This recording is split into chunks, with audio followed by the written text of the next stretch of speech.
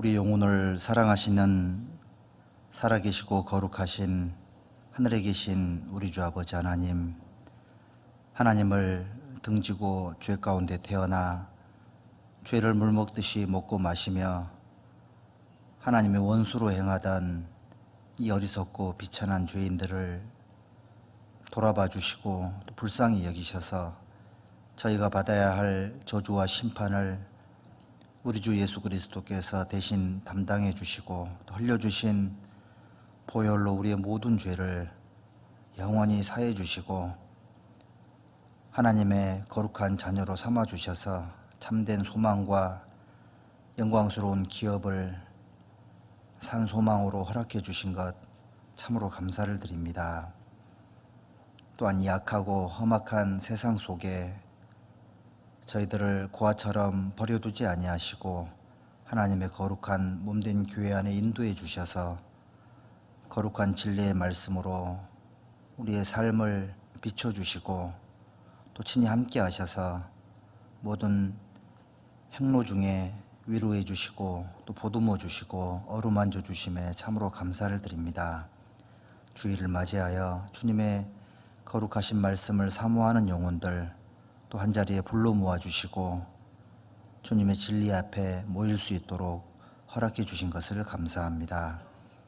모든 사람의 형편을 아시는 하나님께서 각 사람에게 필요한 하늘 양식으로 친히 채워주셔서 이 어둡고 탁한 삶을 살아가는 우리 그리스도인들에게 큰 위로와 힘과 용기와 지혜의 시간이 될 수 있도록 함께 해주시고 또 축복해 주시기를 하나님께 부탁을 드립니다.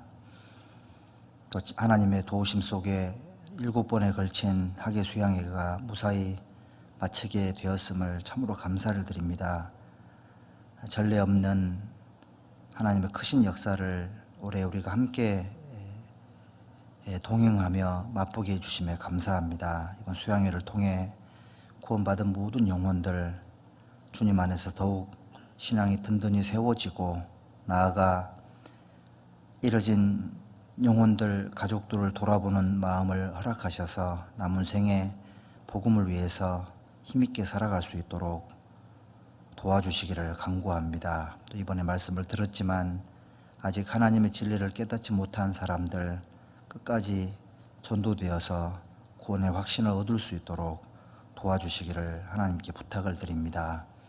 우리 구미 교회도 하나님의 도우심 속에 계속해서 복음을 전하고 있습니다.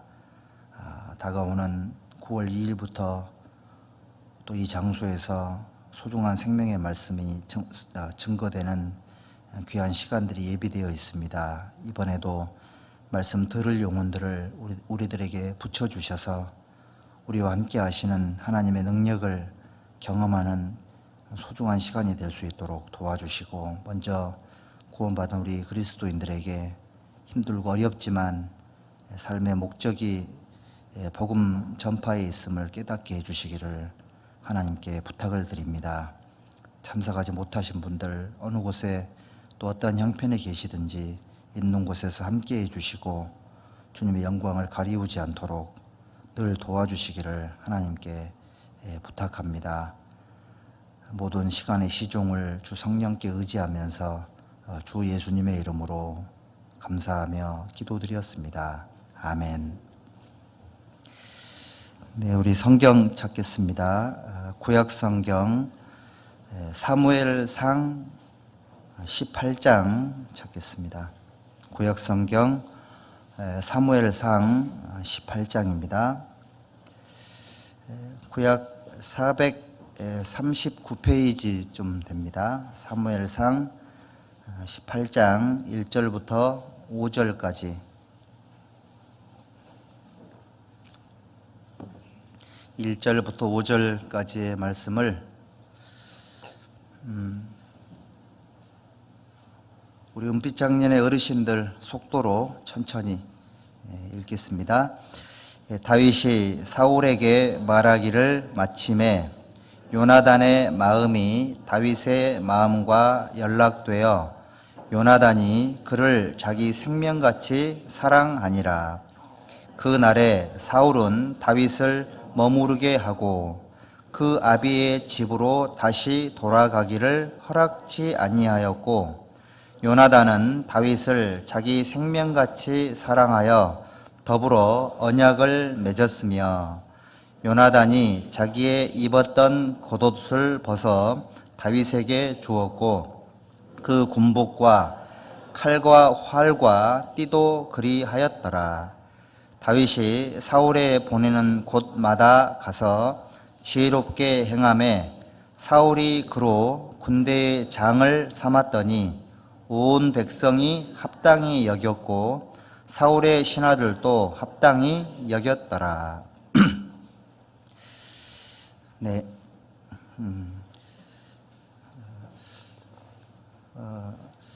많은 분들의 기도와 또 참여와 희생 속에 7번에 걸친 학예 수양회가 무사히 잘 마쳐졌습니다. 아시다시피 이번에는 매 차수 등록 인원뿐만이 아니라 참여 인원도 10,000명이 넘을 때도 많고, 그래서 전례 없이 아주 많은 분들이 참석을 하셨고, 또 침례 인원도 사상 최대 인원이 침례를 받으셨습니다. 이 마지막 때에 우리 시대에 정말 살아있는 그 사도행전의 모습을 보는 것 같아가지고 너무 아주 영광스러운 시간들이었던 것 같습니다. 베드로 사도가 초대교회 때 복음을 전하면 한 번에 3,000명 구원받고 또 한 번에 5,000명씩 구원을 받았잖아요. 어떻게 그렇게 구원을 받았는지 모르겠습니다.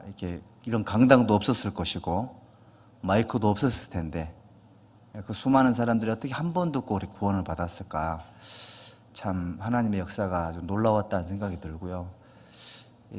사실 이제 그거에 비할 바는 못 되지만 우리 대한민국은 이제 유대인 쪽에서 봤을 때는 이 동쪽 끝에 있는 땅 끝에 사는 사실은 별로 이렇게 쳐주지 않는 그런 민족이거든요. 근데 이제 이쪽에 예루살렘 동쪽 끝에 있는 이 한국 땅에서 수양회 때 막 수천 명의 말씀을 듣고 구원을 받는 그런 역사들을 하나님 보셨을 때 초대교회 못지않게 하나님께서 굉장히 기뻐하셨을 거다라는 생각이 듭니다.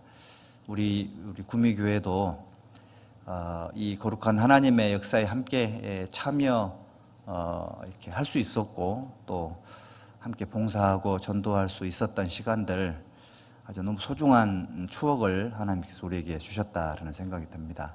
아마 올라가 보시면 수양회에 참여된 마음들, 또 기도했던 거, 봉사했던 거 아마 여러분들이 상상했던 것보다 훨씬 큰 상급으로 아마 쌓여 있을 거라고 확신을 합니다. 그 상급을 위한 신앙생활은 곱하기인 거 아시죠? 계속 곱하기를 하다 보면 사실은 아주 엄청난 그 배수로 상이 쌓여 있는 모습들을 우리가 이제 알게 될 텐데, 남은 생에 힘들고 어렵지만 영원한 상급의 소망이 있음을 알고 그걸 위해서 우리 삶이 좀 집중되고 매진되는 삶이 되었으면 좋겠습니다.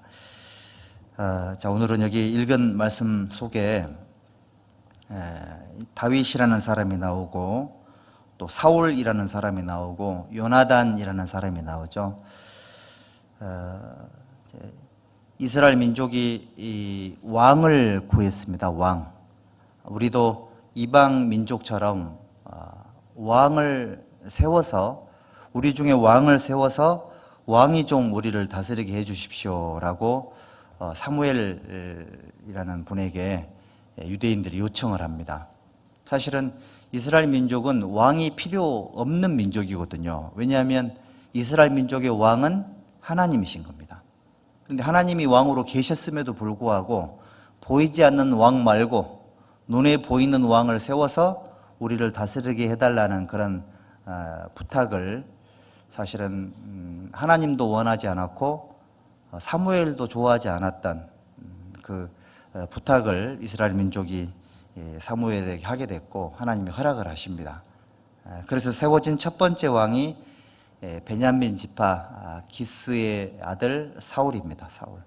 사울은 아시다시피 키도 크고 인물도 아주 훤칠했던 그런 사람이었고, 초기에는 나름 좀 겸손한 모습도 있었고, 또 하나님 의지하는 모습도 있었고, 또 자기 민족을 블레셋의 앞절에부터 구하고자 하는 그런 선한 마음도 있었던 그런 인물이었습니다. 그런데 이 사람은 이제 이스라엘 민족과 하나님의 관계에 대한 이해도가 부족했던 나머지, 또 하나님이 이스라엘 민족을 얼마나 소중하게 여기는지에 대한 깊이가 부족했던 나머지, 하나님과 이스라엘 민족 사이에 하나님을 대신해서 이 민족을 하나님 말씀으로 인도하고 하나님 앞에 구원을 받게 하고 신앙생활을 잘하게 하는데 정말 중요한 역할을 해야 될 위치임에도 불구하고 자기 육신적인 그 왕위를 누리는 쪽에 포커스를 맞춘 나머지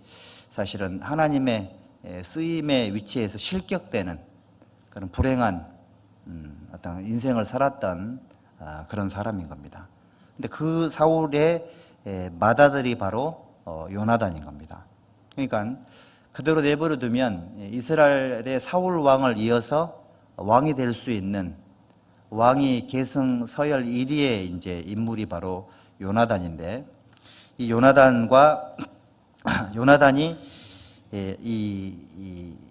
그 블레셋과의 전투가 있었습니다. 그러니까 골리앗이라는 사람이 나와서 이스라엘 민족의 간담을 서늘하게 만들고 전세가 굉장히 불리한 상황이었는데, 이제 다윗이라는 사람이 나타나서 이 골리앗을 죽이고 그 전쟁에 생각지도 못했던 엄청난 승리를 가져오는 그런 사건을 요나단이 보고 나서 다윗을 그때 이제 처음 만나게 된 겁니다. 근데 그 사건이 있고 나서 이제 이 사무엘상 18장이 기록이 됐는데, 이 다윗이 사울에게 말하기를 마치는 모습을 딱 보고 요나단의 마음이 다윗의 마음과 연락이 됐습니다. 무슨 마음이 연락이 됐을까요? 그러니까 요나단은 하나님 앞에 훌륭한 신앙의 인물이었고 또 인격적으로도 아주 훌륭했던 사람입니다. 그러니까 요나단의 마음속에 있는 하나님에 대한 사랑과 자기 민족에 대한 사랑과 또 이스라엘 민족에게 가장 중요한 것은 하나님의 말씀이다라는 어떤 그런 공통 분모가 이 다윗과 같았던 겁니다. 여러분들 사도행전 13장에 보면은 하나님이 이새의 아들 다윗을 만남에 이는 내 마음에 합한 자라라는 말씀이 있습니다. 이 다윗은 하나님 마음에 합한 사람이었는데 그 하나님 마음에 합한 그 다윗의 마음과 요나단의 마음이 연락이 됐다라는 것은 신앙적인 어떤 공통 분모를 서로 발견하고 나서 마음이 확 열리게 되었고, 좋은 사람이네, 어떤 호감 정도가 아니라 그 사람을 자기의 목숨처럼 사랑하게 되는 그런 어떤 마음으로 이렇게 발전되게 되는 모습이 여기 기록이 되어 있습니다. 그러니까 사실은 이 다윗이 요나단을 향해서 마음이 열린 게 아니고 요나단이 다윗을 향해서 마음이 열린 겁니다. 그래서 이 요나단의 행동이 사울은 다윗을 머무르게 하고 아비의 집으로 돌아가기를 허락치 않았다 그랬죠. 왜 그랬을까요? 군대의 장관으로 써먹으려고 다윗을 붙잡았습니다. 요나단은 다윗을 딱 보는 순간 이 사람이 바로 하나님의 기름 부음을 받은 사람이고 이 사람이 바로 아버지보다 자기보다 이스라엘 민족의 왕이 될 인물이라는 것을 알게 됩니다. 알게 돼서 그 다윗과 언약을 했다 그랬죠. 이 언약의 내용 이제 잠시 후에 말씀을 드리겠고요. 언약을 한 이후에 당시에 이제 이스라엘이라는 나라는 블레셋의 압제 속에 있었기 때문에 이 전쟁에 필요한 그 물자를 갖고 있는 게 상당히 어려웠습니다. 자기가 입고 있었던 겉옷과 전쟁 무기들을 다윗에게 이렇게 나눠준 거예요. 사실은 전쟁에 정말 중요한 도구들을 나눠줬다는 얘기는 자기 삶에 가장 중요한 것들을 나눠준 거예요. 저도 이제 갖고 있는 소장품 중에 제일 귀하게 여기는 게 뭐냐면 세로 성경입니다. 왜냐하면 이게 잘 안 나오거든요, 이제는요. 제가 이제 그 중고 서점에서 어렵게 구한 몇 권의 책이 지금도 남아있긴 한데, 이거는 저에게 이제 사실은 제 보물 1호입니다, 1호. 근데 제가 이걸 누구에게 이걸 주잖아요. 주면은 그 사람에게 제 전부는 아니어도 그래도 상당 부분을 준 겁니다. 제가 어떤 분에게 이제 한 권을 줬는데, 처음에 받을 때는 좋아하더니 나중에 보니까 그 집에 책장에 먼지가 이렇게 덮여 있더라고요. 제가 몰래 다시 가져왔습니다. 그러니까 요나단이 자기의 겉옷을 주고 전쟁에 필요한 도구를 줬다는 얘기는, 사실은 요나단은 자기가 줄 수 있는 최고의 선물을 준 겁니다. 나는 너를 사랑하고 네가 섬기는 하나님을 나도 사랑하고 아끼고, 그리고 이제 비록 내가 왕이 되지를 못한다 할지라도 다윗이 결국 왕이 될 텐데, 당신이 왕으로서 우리나라를 치리할 때에 자기와 자기 자식들 또 자기 집안 사람들을 부탁한다는 그런 내용들을 언약을 하고, 사실은 귀한 선물을 이렇게 답례 또는 어떤 그런 어떤 마음의 표시로 이렇게 주게 된 겁니다. 이 내용을 함께 읽었는데, 이 5절에 보면 다윗이 사울이 보내는 곳마다 가서 지혜롭게 행하매 사울이 그로 군대의 장을 삼았더니 온 백성이 합당히 여겼고 사울의 신하들도 합당히 여겼더라. 다윗이 드디어 양치기 목동의 위치에서 이스라엘 민족의 전면에 나서게 되는 계기가 되게 된 겁니다. 이스라엘 전면에 나서서 과연 사울은 하나님의 기름 부음을 받았지만, 기회를 부여받았지만 그 기회를 육신적인 욕심과 정욕에 붙잡혀서 실패하는 삶을 살았잖아요. 그걸 이제 이스라엘 민족이 알고 있는 거예요. 알고 있는 상태에서 다윗이 전면에 등장을 했는데, 이스라엘 민족의 마음속에 큰 위로가 됐던 겁니다. 사울은 지금 현재 문제가 많은 사람인데 사울 이어서 왕이 될 다윗은 너무너무 훌륭한 사람이구나. 신앙적으로도 그렇고 전쟁 능력도 탁월하고 가는 곳마다 합당히 여겼고 그랬잖아요. 온 백성이 합당히 여겼다. 그러니까 합리적이었고 이성적이었고 신앙도 훌륭했고, 그러니까 이런 분이 이제 이스라엘 민족 가운데 출입을 하다 보니까는 민족적인 희망이 생기게 되는 그런 상황이었던 겁니다. 자, 이 속에서요, 여러분들 여기 읽은 이 내용 속에 사실은 주인공은 다윗입니다. 다윗은 하나님께로 기름 부음을 받은 사람이고, 요나단은 사실은 주인공은 아니에요. 하지만 주인공을 알아보는 지혜가 있었죠. 그리고 주인공을 위해서 자기가 어떤 마음을 가져야 될지를 알았던 사람이고, 그 주인공은 아니지만 돕는 배필의 위치에서 또는 섬기는 위치에서 또는 자기가 소망하는 것들이 나를 통해 이루어지지 않아도 나보다 더 훌륭한 믿음의 사람을 통해서 이루어질 때 어떤 마음을 가져야 되는지를 정말 지혜롭게 삶 가운데 나타낸 분이 바로 요나단인 겁니다. 사실은 요나단의 생애를 자세히 이렇게 관찰하고 연구를 해보니까는 신앙생활을 이렇게 해야 되겠다는 생각이 들더라고요. 사실은 저희들은 우리 삶의 주인공 되는 예수님, 그리고 교회의 주인 되시는 예수님에게 돕는 배필이고 조력자의 역할이고, 또 주님의 어떤 사역 속에 우리가 함께 동역하는 동역자의 위치잖아요. 그 위치에서 우리가 요나단처럼 생활할 수만 있으면 정말 그 다윗이 받았던 영광, 그거를 요나단도 함께 나중에 누리게 됩니다. 그 모습 속에 신앙생활을 이렇게 해야 되겠다는 생각이 좀 많이 들어가지고요, 이 내용을 조금 정리를 한번 해봤습니다. 요나단은 하나님께서 주셨다, 여호와께서 주심이라는 그런 뜻을 갖고 있습니다. 요나단은 일단 이 사람 자체도 사실 굉장히 훌륭한 인재에 해당됐던 그런 분인 겁니다. 사무엘상 14장을 한번 보십시오. 사무엘상 14장 7절 보십니다.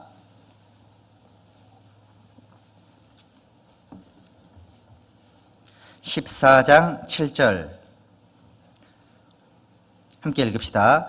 병기 든 자가 그에게 이르되 당신의 마음에 있는 대로 다 행하여 앞서 가소서. 내가 당신과 마음을 같이하여 따르리이다. 예. 블레셋 병사는 병거가 3만, 마병이 6천, 백성들은 해변의 모래처럼 많았는데 이때 사무엘과 함께 했던 백성들의 숫자는 600명. 이런 상황 속에 이제 요나단이, 그리고 이제 전쟁 무기도 있잖아요. 사울하고 요나단밖에 없는 거예요. 이 싸움 자체가 안 되는 상황 속에 요나단이 했던 행동이 뭐라고 말했냐면, 여기 이 다윗이, 요나단이 이제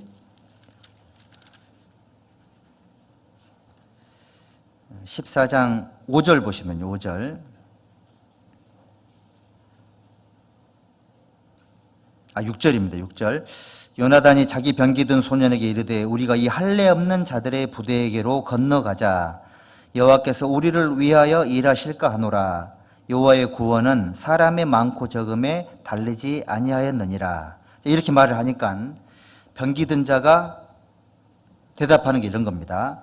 그에게 이르되 당신의 마음에 있는 대로 다 행하여 앞서 가소서. 내가 당신과 마음을 같이하여 따르리이다. 그러니까 이 상황 자체가요, 어떻게 보면 너무 무모한 결정을 한 겁니다, 요나단이. 그리고 이 전쟁을 하게 되면 사실은 살아 돌아올 확률은 제로입니다. 근데 병기든 자가 뭐라고 말했냐면, 앞서 가시면, 마음에 있는 바를 다 행하시면 그럼 내가 당신과 마음을 같이하여 따르겠습니다. 이게 무슨 뜻이냐면요, 가장 가까이 있는 사람에게 신망을 얻었다는 뜻이잖아요. 그렇죠? 가장 가까이 있는 사람에게 신망을 얻을 수 있는 삶을 살았던 거예요. 요나단은 훌륭한 사람이었던 겁니다. 여러분들 사도행전 10장에 보면 고넬료라는 사람 나오죠. 고넬료의 집안 하인들이 베드로에게 가가지고요, 고넬료라는 사람을 소개를 하잖아요. 고넬료는 의인이고 항상 기도하고 경건한 사람이고 이 사람은 확실한 사람입니다. 이렇게 말을 해줍니다. 가장 가까이 있는 종들에게 인정을 받았던 거죠. 가장 가까이 있는. 그래서 우리 신앙생활을 할 때도 사실 이게 중요할 것 같아요. 가장 가까이 있는 사람들에게 신앙적인 인정을 받는 것. 만약에 있잖아요, 요나단이 평상시의 삶이 하나님 앞에 합당치 않고 신앙이 훌륭하지 않았으면 병기든 자가 요나단 버리고 도망갔겠죠. 왜냐하면 이 싸움은 이길 수가 없는 싸움이거든요. 그런데도 불구하고 이 병기든 사람이 당신이 앞서가시면 내가 마음을 같이하여 따르겠습니다. 그러니까 요나단의 마음을 가장 가까이 있는 병기든 사람, 여기 이름도 기록되지 않은 이 사람은 요나단과 마음이 하나가 딱 돼 있었던 겁니다.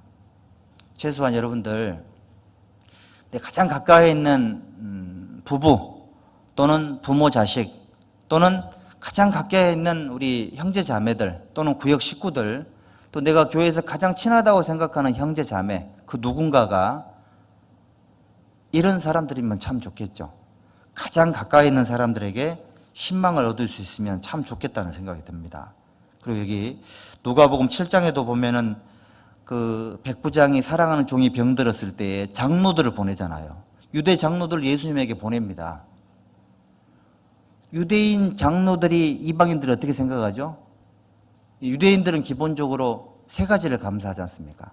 이방인으로 태어나지 않은 것, 여자로 태어나지 않은 것, 그리고 또 한 가지 뭐가 있죠? 어쨌든 세 가지가 있습니다. 근데 어쨌든 이 이방인의 백부장인 이방인의 부탁을 유대인 장로들이 듣고 예수님에게 가요. 뭐라고 말하냐면 이 사람에게는 이 일을 해주는 것이 합당합니다. 이 사람이 우리 백성을 사랑하고 우리를 위해서 회당도 지어줬습니다. 이렇게 말을 합니다. 그러니까 백부장이 했던 부탁 그 이상을 얘기를 하고 있는 거예요. 그러니까 평상시에 얻었던 두터운 신망을 그 사람이 없을 때 그렇게 표현을 해준 겁니다. 요나단도 그렇게 살았던 거예요. 우리 그리스도인들이 그렇죠. 예수님은 지금 부활 승천하셔서 우리 눈에는 보이지 않지만 우리가 예수님에 대한 소개를 어떻게 하죠? 예수님과 가장 가까이 있는 우리들에게 신망을 얻고 있잖아요. 그렇죠? 예수님은 우리 모든 성도들의 마음속에 신망이 두터우신 분이세요. 예수님을 소개할 때 나쁘게 말한 사람 본 적 있으세요? 그리스도인들 중에? 물론 안 믿는 사람들은 막 예수님을 욕할 수도 있겠지만 그리스도인들은 예수님을 완전히 믿습니다. 신망이 두터워요. 예수님이 우리에게 그렇게 했던 것처럼 예수님과 가장 가까이 있는 우리가 예수님을 믿고 따라가는 것처럼 우리도 가장 가까이 있는 우리 그리스도인들 또 부부간에 또는 부모 자식 간에 신앙적인 신망이 두터운 그런 사람들이 되면 참 좋겠다는 생각이 듭니다. 그리고 사무엘상 13장을 한번 보시면 13장 5절 보십시오. 5절 블레셋 사람이 이스라엘과 싸우려 하여 모였는데 병거가 3만이요 마병이 6천이요 백성은 해변의 모래같이 많더라. 그들이 올라와서 베다웬 동편 믹막스에 진침해 이스라엘 사람들이 위급함을 보고 절박하여 굴과 수풀과 바위 틈과 은밀한 곳과 웅덩이에 숨었죠. 그리고 15절 사무엘이 일어나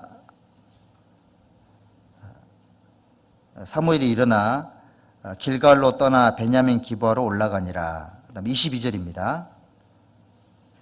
13장 15절 그리고 올라가니라. 사울이 자기와 함께한 백성을 계수하니 600명 가량이었죠. 22절입니다.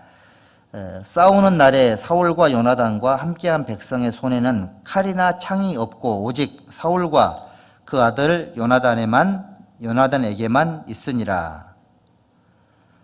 그러니까 600명 정도가 모였는데 칼과 활이나 창 이런 거는 사울하고 요나단밖에 없는 그런 상황인 겁니다. 그러니까 백성들이 굴이나 숲이나 웅덩이에 숨는 게 이해가 되죠. 이길 수가 없으니까 다 숨어버린 겁니다. 자, 이런 상황에서 요나단의 행동은 아까 우리 읽은 말씀처럼 우리가 이 할례 없는 자들의 부대에게로 건너가자. 여호와께서 우리를 위하여 일하실까 하노라.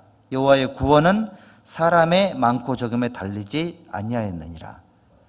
그 요나단은 가장 가까이 있는 사람들에게 신망을 얻었을 뿐만이 아니라 이 사람은 신앙적인 용기가 대단한 사람인 겁니다. 용기 있는 그리스도인, 상황에 굴복하지 않는 그런 기백이 좀 느껴지지 않습니까? 사실은 하나님이 일을 행할 때 자기 힘으로 도저히 해결할 수 없는 일을 만났을 때 그리스도인들에게 용기가 필요합니다. 근데 그 두려운 마음이 많이 생기거든요. 일례로 있잖아요. 수양회 같은 거 이렇게 할 때도 우리 목사님 늘 말씀하시죠. 거대한 산 앞에 서 있는 그런 느낌이라는 얘기를 많이 하시잖아요. 기도해 달라고. 그리고 이제 전도 집회 같은 거 앞두고 있을 때도 큰 산 앞에 놓여 있는 그런 기분이 들 때가 많고요. 그리고 이제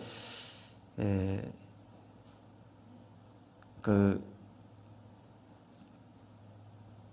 거대한 우상 밑을 지나갈 때나 거대한 절 주변을 지날 때나 그럴 때 어떤 마음이 들던가요? 엄청난 마귀의 세력 같은 게 느껴지죠. 그리고 이제 요즘 매스컴 보면 정치나 경제나 또 사회나 종교계 그 어떤 분야에도 우리 편이 하나도 없어요. 그런 거 볼 때 정말 무섭고 두려운 생각이 듭니다.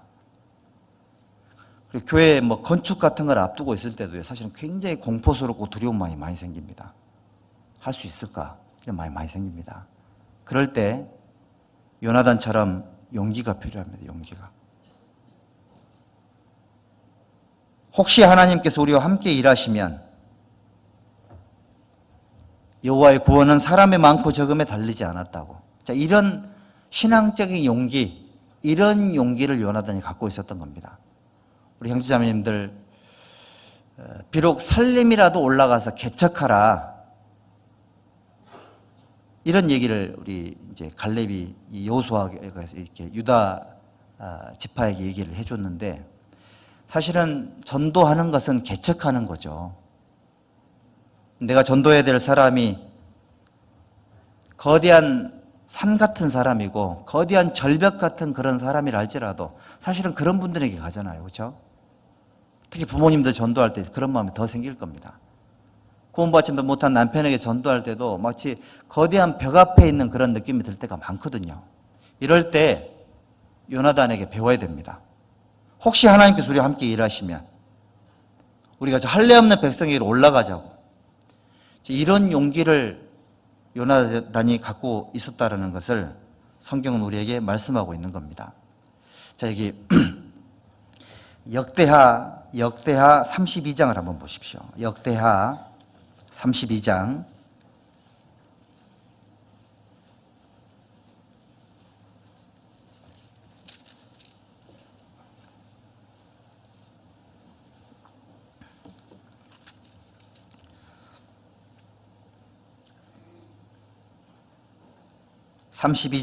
7절과 8절 같이 읽겠습니다. 너희는 마음을 강하게 하며 담대히 하고 앗수르 왕과 그 좇는 온 무리로 인하여 두려워 말며 놀라지 말라. 우리와 함께하는 자가 저와 함께하는 자보다 크니 저와 함께하는 자는 육신의 팔이요 우리와 함께하는 자는 우리의 하나님 여호와시라. 반드시 우리를 도우시고 우리를 대신하여 싸우시리라 하매 백성이 유다 왕 히스기야의 말로 인하여 안심하니라. 자, 히스기야의 말 한마디가 백성의 마음을 안심시켰죠. 그러니까 보통 사람은 마음에 가득한 걸 입으로 낸다고 하지 않습니까? 그러니까 하나님을 향한 용기가 있고 하나님을 향한 담대한 마음이 있으면 사실은 그 사람이 위기 상황이 닥치면 그게 드러납니다. 히스기야는 아주 굉장히 위기 상황에서 마음을 강하게 하며 담대히 하고 앗수르 왕과 그 좇는 온 무리로 인하여 두려워 말며 놀라지 말라. 우리와 함께하는 자가 저와 함께하는 자보다 크니, 이런 믿음이 필요합니다. 사실 이런 격려가 다 필요해요. 그래서 주변에 전도하는 분들에게 꼭 옆에서 격려가 필요합니다. 격려. 요나단도 그 어려운 상황 속에서 본인이 힘을 냈잖아요. 사실은 요나단이 아니면 그 전쟁에 이길 수가 없어요. 생각을 한번 해보십시오. 사울이 그 전쟁에 먼저 앞서 나가겠습니까? 이미 굴 속에 숨어버렸는데 병거가 3만이에요. 근데 여기는 보병 600명. 그 중에 무기 든 사람은 2명. 이거 이깁니까 집니까? 이거 100% 지거든요. 그런데 요나단 한 사람이 용기를 내서 일어선 겁니다. 하나님의 능력은 약한 데서 완전해지는 겁니다. 혹시 여기 집안에서 제일 먼저 구원을 받았는데 스스로 생각하기에 우리 집안에 내가 제일 먼저 구원을 받았지만 내가 제일 약해. 그런 분 계시죠? 하나님이 그래서 나를 구원하신 거예요. 약하니까 써주시려고. 100% 하나님의 영광이 드러나는 겁니다. 그리고 그런 상황은 아니다 할지라도 내가 속해 있는 학교나 회사 또는 어떤 그런 모임 속에 내가 제일 약한 사람일 수 있습니다. 힘도 없고 나 혼자 덩그러니 거기 떨어져 있을 수도 있거든요. 해외가 됐든 어디가 됐든 간에. 근데 너무 미약해요. 할 수 있는 게 아무것도 없어요. 이때 사실은 좌절해야 될 게 아니라 이때 기대를 해야 됩니다. 기대. 자, 지금부터 일어나는 모든 일들은 내 힘으로 되는 게 아닌 거예요. 그러니까 실패해도 손해볼 게 없어요. 잘 되면 100% 하나님께 영광이 되는 겁니다. 실패해도 손해볼 게 없는 거예요. 그러니까 이 요나단이 그런 마음을 갖고 있었던 겁니다. 만약에요, 요나단이 그 전쟁에 나가서 본인이 전사를 했다 할지라도 하나님의 구원이 나타나지 않았다 할지라도 요나단은 아무에게도 욕을 먹지 않습니다. 하나님에게도 책망을 받지 않습니다. 그 용기 그대로 상을 받겠죠. 근데 그 전쟁을 이겼거든요. 기적이 나타난 겁니다, 여러분들. 사실은 우리는 요나단보다 훨씬 나아요. 왜 그러냐면 우리는 교회가 있잖아요, 교회가. 이 구약 성경 읽어보면 실패했던 분들의 참 많이 안타깝다는 생각이 듭니다. 한 개인이 하나님 앞에 살았거든요. 저희들은 한 개인은 구약 성경에 나오는 인물들보다 훨씬 부족하지만 우리에게는 뭐가 있습니까? 우리에게는 우리와 함께하는 하나님의 역사가 존재하는 교회가 있는 거예요, 교회가. 나는 부족해도 우리가 함께하면 할 수 있다는 것을 경험할 수 있잖아요. 우리에겐 교회가 있습니다. 함께 하시는 하나님이 계신다, 그런 뜻인 거예요. 우리는 요나단보다 훨씬 더 좋은 여건 속에서 지금 영적 전투를 치르고 있는 겁니다. 다만 우리에게 요나단과 동일하게 필요한 게 뭐냐면 용기가 필요해요. 용기가 필요하고요. 용감해야 돼요. 성경에서 그거를 마음을 강하게 하고 담대히 하라고 말씀하십니다. 요나단은 그런 인물이었던 겁니다. 그리고 사무엘상 14장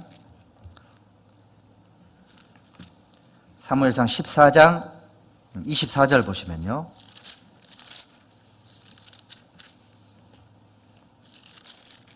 (14장 24절)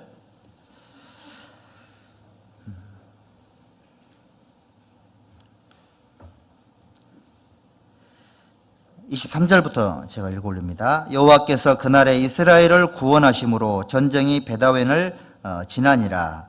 이날에 이스라엘 백성이 피곤하였으니 이는 사울이 백성에게 맹세시켜 경계하여 이르기를 저녁 곧 내가 내 원수에게 보수하는 때까지 아무 식물이든지 먹는 사람은 저주를 받을지어다 하였음이라. 그러므로 백성이 식물을 맛보지 못하고 그들이 다 수풀에 들어간즉 땅에 꿀이 있더라.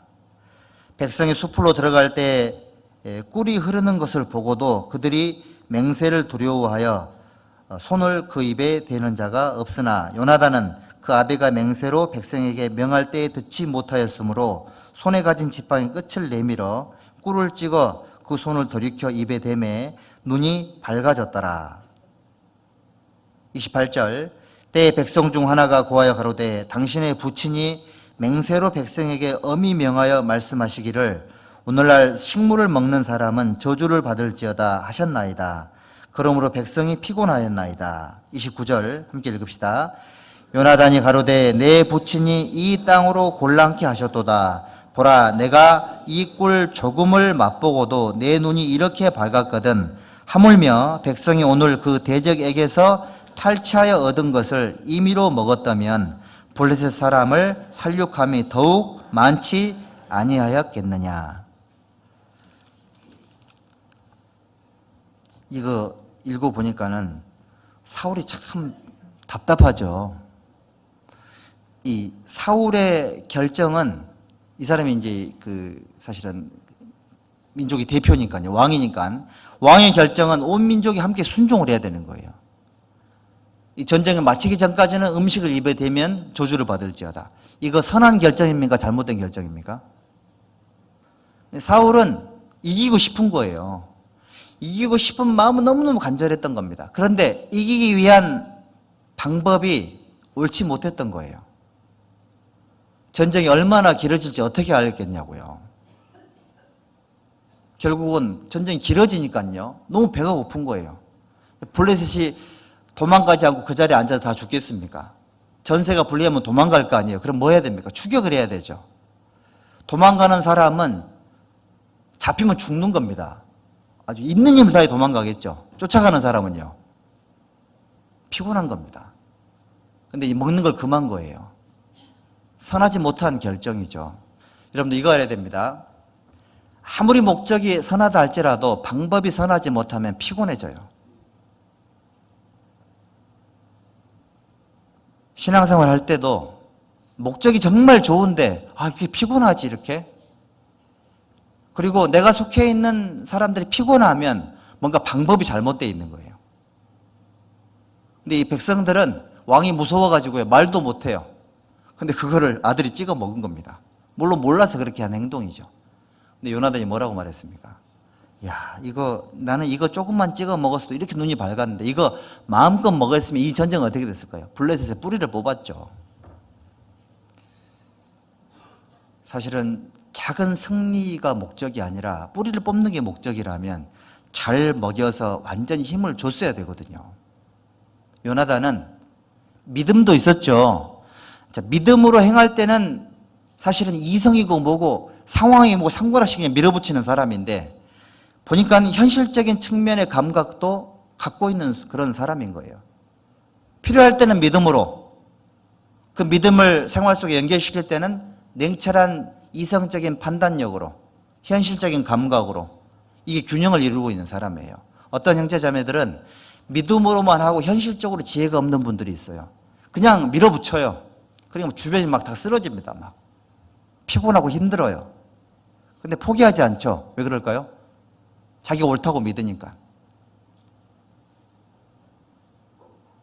문제는 원망과 시비가 생기면 피곤해지지 않습니까? 그래서 원망과 시비가 없이 하라는 그런 말씀이 있죠. 믿음과 냉정한 판단력의 균형을 가져야지만 믿음으로 시작하고 현실적인 이성적인 판단력으로 피드백을 하고 해 나가야지만 지혜가 생겨요. 그리고 선한 목적이 이루어져요. 왜? 혼자 못해요. 같이 해야 되거든요. 아니 굶으면 사울 지 혼자만 굶지 왜 백성들을 굶기냐고. 혼자 금식해도 되거든요. 사울이. 그렇죠? 자기 혼자만 굶었으면 얼마나 좋았겠냐고요. 백성들은 꿀 먹고 막 힘내 전쟁을 이겼습니다. 기분 좋아 승리를 했는데 왕은 금식하고 기도했대. 그러면 사울의 인기가 더 올라갔겠죠. 하나님도 합당히 여겼을 겁니다. 자기 욕심 채우려고 백성들을 피곤하게 만든 게 사울입니다. 근데 요나단은 달랐던 거예요. 요나단의 용기는 전쟁을 승리로 이끌게 만들었고 굴 속에 처박혔던 자기 동료들을 끄집어냈잖아요. 전쟁에 이겼으니까 없었던 갑옷, 창, 활, 칼 그걸 많이 이렇게 뺏었겠죠. 무장을 하게 된 겁니다. 요나단의 용기로 전쟁도 이기고 무장도 하게 되고 그리고 용기도 생기게 되고 온 백성들이 있잖아요. 패배감 속에 살던 이스라엘 민족이 자신감이 생긴 거예요. 요나단 한 사람의 행동이. 그런데 사울 한 사람의 잘못된 판단이 민족 전체를 피곤하게 만들었던 겁니다.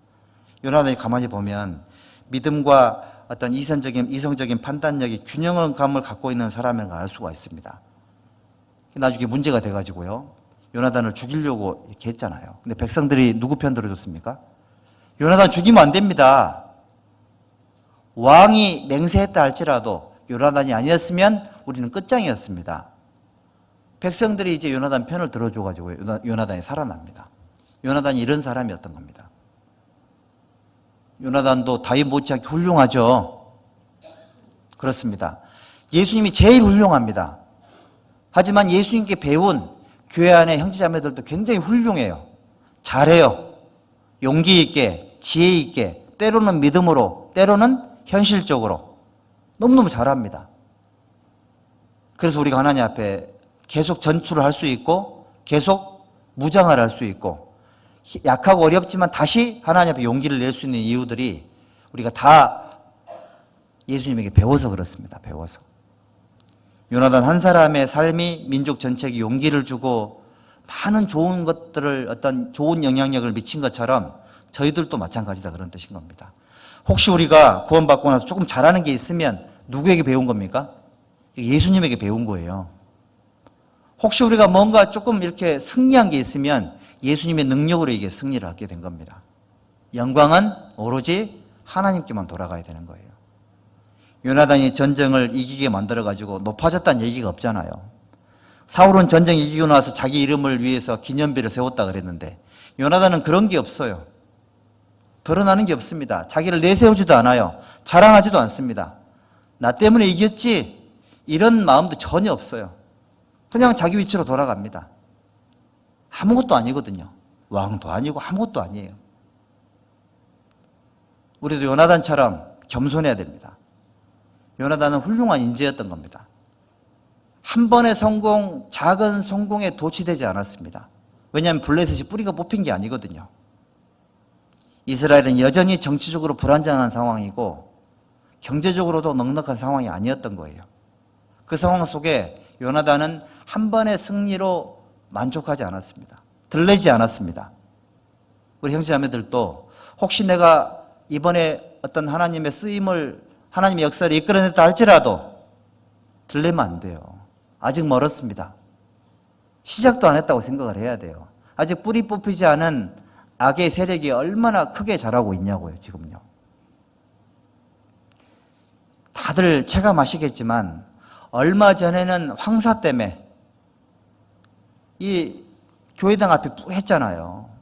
이러다가 다 막 완전히 다 마스크 쓰고 다니고. 요즘 어떻습니까? 지금 아주 정치적인 상황이 복잡하죠.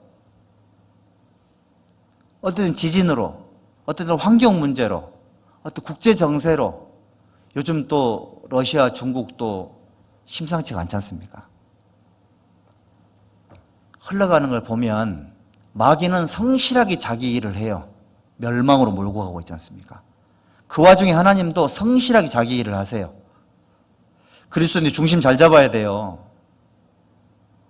요나단처럼 상황을 직시해야 돼요. 중심을 잘 잡아야 됩니다. 중심을 잘 잡고 정신을 바짝 차려야 됩니다. 우리의 주적이 누군지, 내가 왜 지금 이 자리에 있는지 이 개념을 잘 잡아야지만 작은 성공에 자아도취되지 않고 겸손하게 자기 위치로 돌아갈 수가 있는 겁니다. 근데 그 요나단이 전쟁을 이겼는데 이제 그 상황보다 더 큰 상황이 생겨요. 결국은 그때 백성들에게 꿀을 먹였으면 나았을 뻔했는데 그때 그 전쟁이 아주 완벽한 승리를 거두지 못함으로 말미암아 누가 나타나냐면 골리앗이 나타납니다. 골리앗 키가 거의 2m 90 정도 됐으니까요. 골리앗이 딱 나타나가지고요. 이스라엘 민족이 비록 무기를 갖추고 더 많은 병력이 모였지만 골리앗 한 사람 때문에 완전히 초토화되어 있었던 겁니다. 이 골리앗의 기세에 눌려가지고요. 요나단도 나서지 못하는 상황인 거예요. 그때 누가 나타났습니까? 그때 다윗이 딱 나타납니다. 다윗이 처음부터 군인이 아니었고요. 아버지가 전쟁에 참여한 형들에게 먹을 거 갖다 주라 그런 심부름 간 겁니다. 심부름 갔는데 그곳에서 이제 골리앗이 나타나서 이스라엘을 조롱하고 비웃고 하나님을 욕하고 그 상황을 이 다윗이 보게 된 겁니다. 사무엘상 17장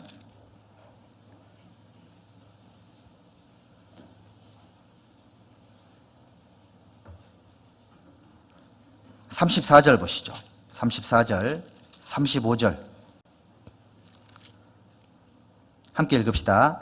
다윗이 사울에게 고하되 주의 종이 아베의 양을 지킬 때에 사자나 곰이 와서 양떼에서 새끼를 움키면 내가 따라가서 그것을 치고 그 입에서 새끼를 건져내었고 그것이 일어나 나를 해하고자 하면 내가 그 수염을 잡고 그것을 쳐 죽였나이다.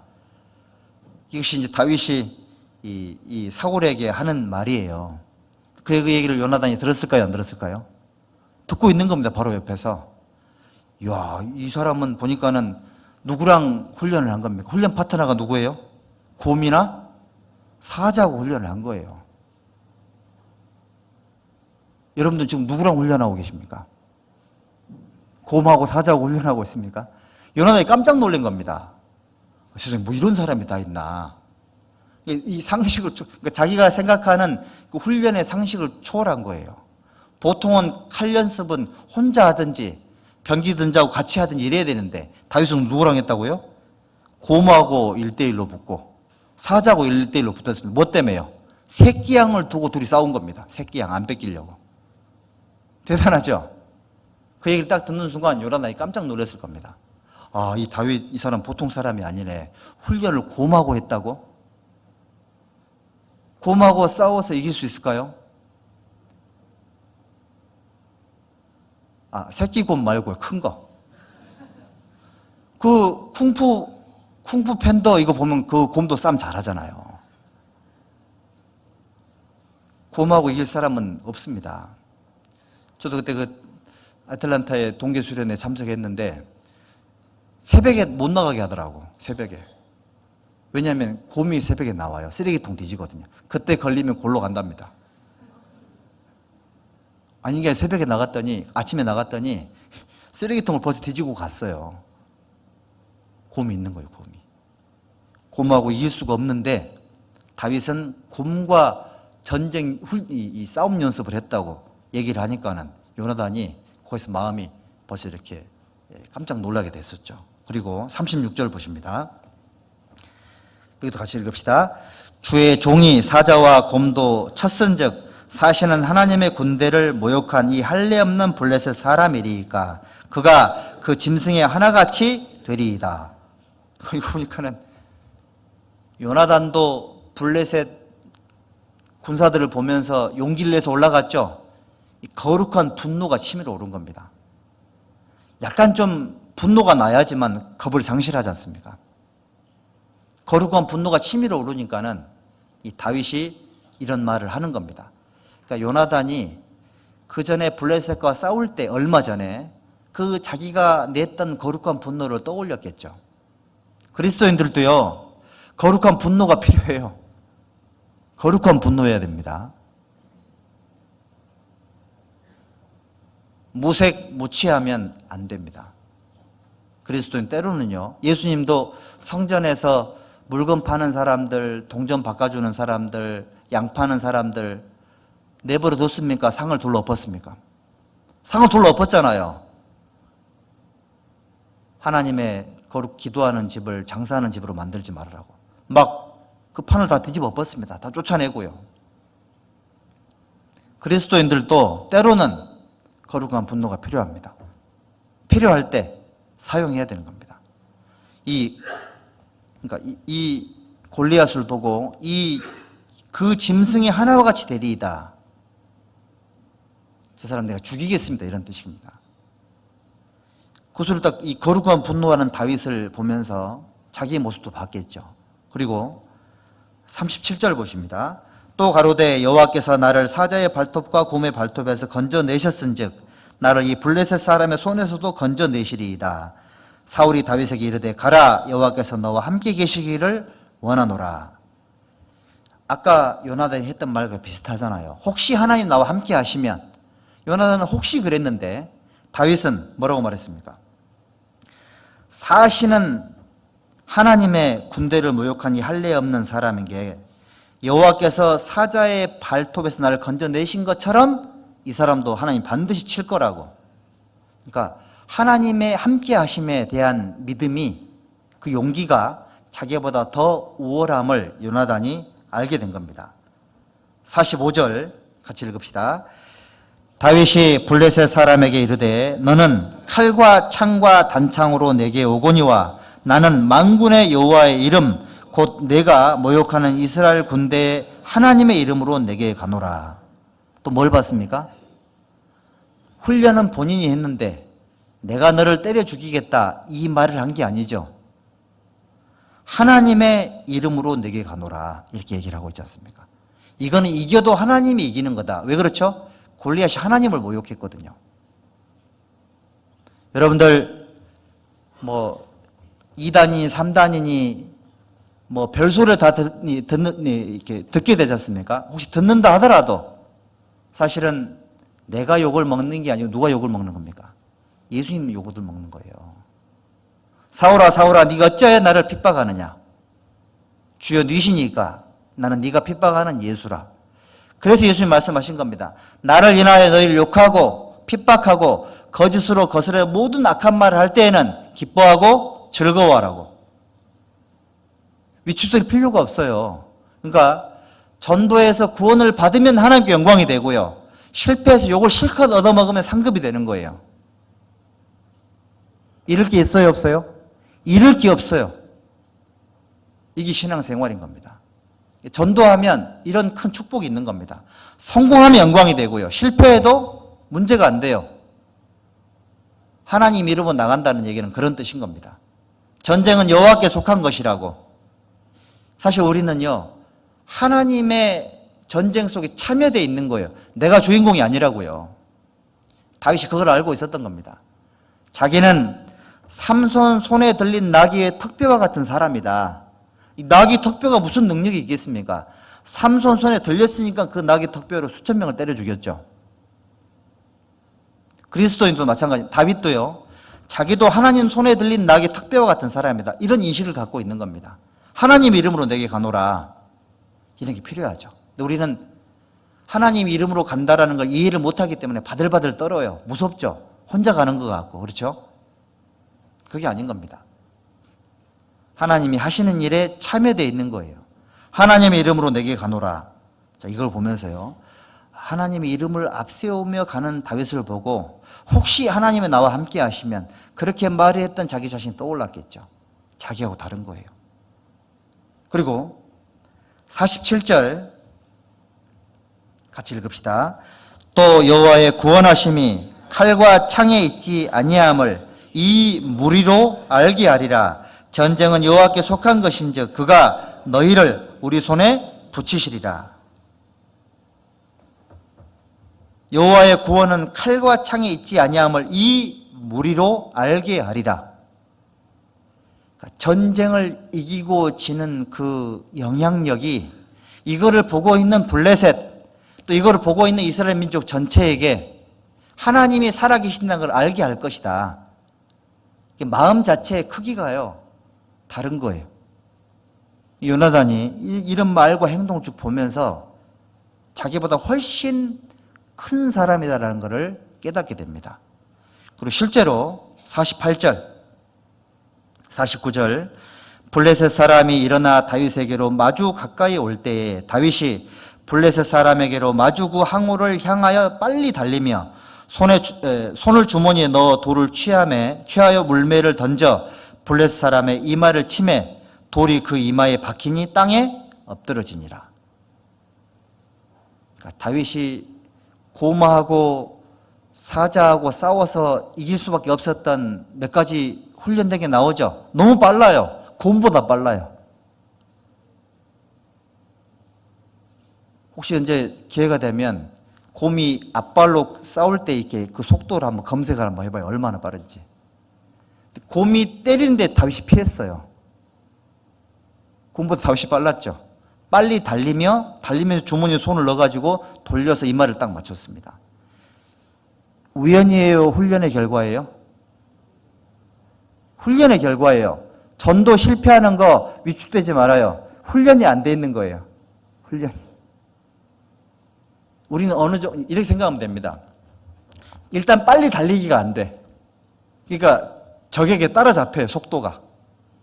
그리고 달리면서 주머니에 손이 잘 안 들어가. 달리다가 정신이 팔려가 돌이 어디 있는지를 몰라요.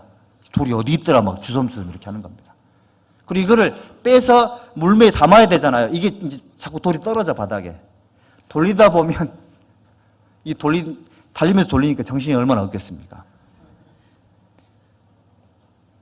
겨우 빼서 담아서 던졌는데 빗나갔어요. 좀 창피하겠죠, 그렇죠? 다 보고 있는데. 한 방에 끝냈습니다. 한 방에 다윗이. 이게 뭐라고요?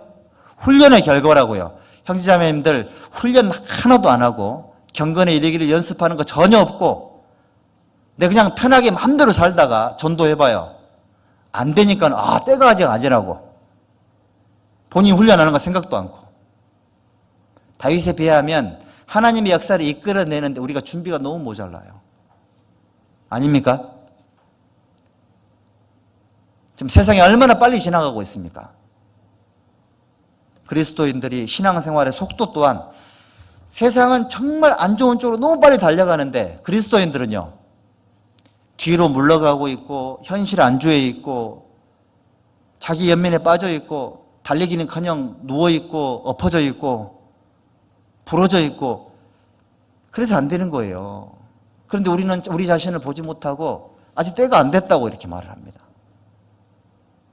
속 터지는 건 누굴까요? 속 터지는 건 하나님이 속 터지겠죠. 속 터지는 건 만두입니까? 김밥 이런 거 속 터집니까? 우리 형제자매님들 다윗처럼 훈련합시다. 훈련. 따라해 보십시오. 경건에 이르기를 연습하라. 신앙생활이 연습이에요. 연습. 훈련이에요. 훈련하지 않고 연습하지 않고 잘할 수 있는 게 아무것도 없어요. 실패도 훈련이에요. 실패를 해야지만 제대로 배워요. 자꾸 져봐야지만 이기는 방법을 배워요. 자꾸 얻어 터져야지만 어디로 주먹이 날라온 걸 알잖아요.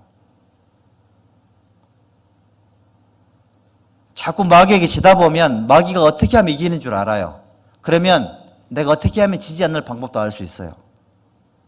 지는 거, 실패하는 거, 훈련하는 거 두려워하지 말아요. 다윗이 처음부터 곰과 사자와 싸워서 이기겠습니까? 안 되거든요, 그거.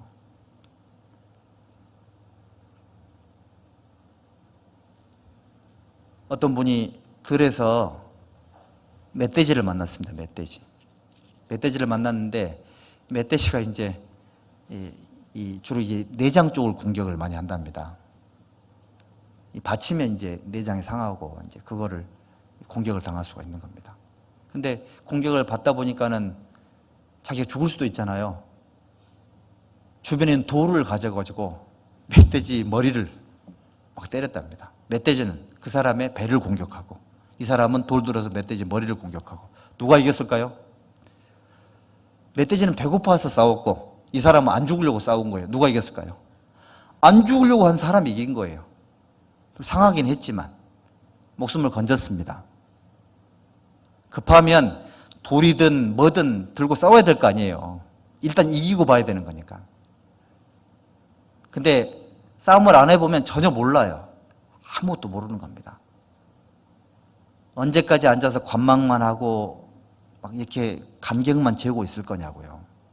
상황이 닥치면 누군가는 나서야 되는 거예요.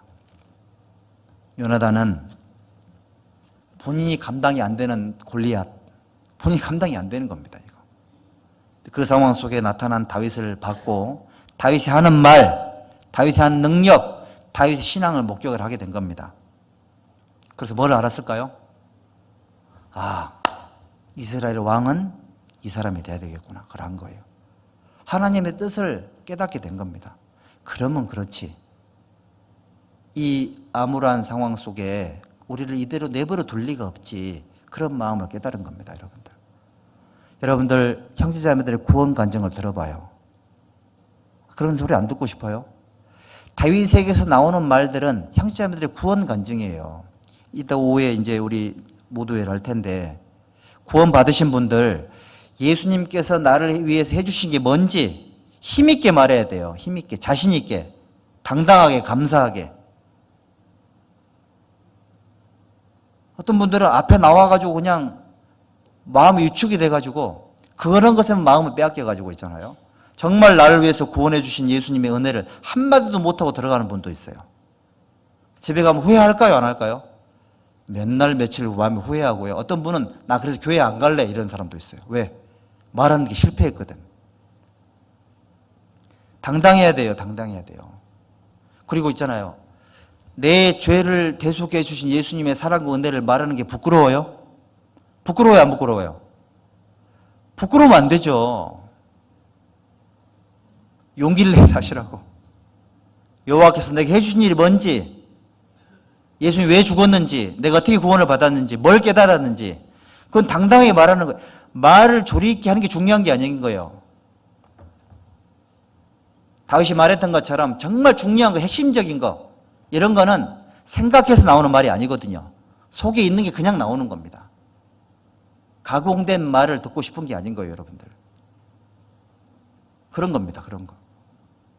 그러니까 이 요나단이 이 속에서 이 다윗의 확실한 구원 간증, 확실한 신앙 간증, 확실한 생활 간증, 확실한 교회관 또는 전도에 대한 어떤 그런 마음들, 그리고 주적 개념에 대한 자기의 어떤 용기들, 훈련된 모습들을 말과 행동으로 보여줬잖아요. 요나단이 감동을 해버린 겁니다. 와, 진짜 확실하네. 큰 기쁨이 생겼겠죠. 사무엘상 16장 보시죠. 16장 12절입니다. 16장 12절 13절 같이 읽겠습니다. 이에 보내어 그를 데려오매 그의 빛이 붉고 눈이 빼어나고 얼굴이 아름답더라. 여호와께서 가라사대 이가 그니 일어나 기름을 부으라. 사무엘이 기름불을 취하여 그 형제 중에서 그에게 부었더니 이날 이후로 다윗이 여호와의 신에게 크게 감동되니라. 사무엘이 떠나서 라마로 가니라. 요나단은 하나님의 기름 부음을 받은 다윗의 신앙을 목격을 하게 된 겁니다. 하나님의 뜻을 알게, 이 사람이 그 사람이구나. 이 사람이 왕이 될 사람이구나. 이 사람이 진짜 왕이구나. 이걸 깨달은 겁니다. 여러분들 그런 분들 만나고 싶지 않습니까? 교회 안에서. 교회 안에서 구원이 정말 확실한 분들, 가족 전도를 위해 정말 안타까워하는 분들, 그리고 그거를 실천하는 분들, 실패해도 포기하지 않는 분들, 보고 싶죠, 그런 분들? 안 보고 싶어요? 그런 분들을 볼 수 있는 눈이 있어야 돼요. 흐리멍텅한 사울은 다윗을 보고도 못 깨달았습니다. 하나님의 뜻을 몰라요.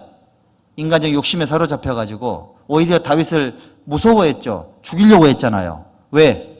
왕위에 대한 위협을 느꼈거든요. 요나단은 다윗을 보고 위협을 느꼈습니까?